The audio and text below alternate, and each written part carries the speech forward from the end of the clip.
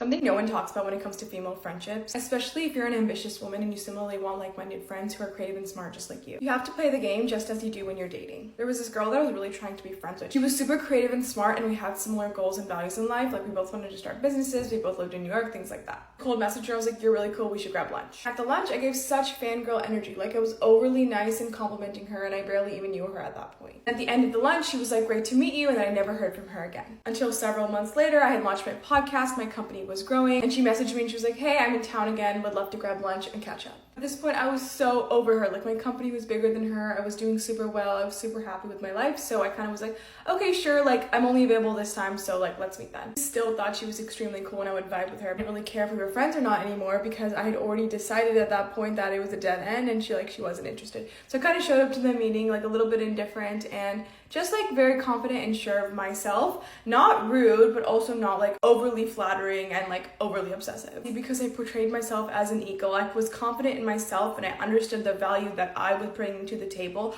I also displayed that energy, and now this girl basically texts me every day and we're super close friends. Obviously, I knew how well we would connect from the beginning, but I had to showcase her my value and that I was bringing something to the table for this relationship to make sense and be equal. Obviously, if you want to be friends with someone, they're probably valuable to society and desirable in some way, so you also have to showcase yourself as desirable. And unfortunately, that doesn't come across in a resume or in you going on and on about your achievements. Like, that comes off in your energy and the way that you present yourself in that moment. We all know that having really ambitious friends who are connected and resourceful and fun and smart and funny are actually genuinely life-changing. So show up like the person that they would actually also want to be friends with. Just the same way you'd show up on a date for a guy you're interested in.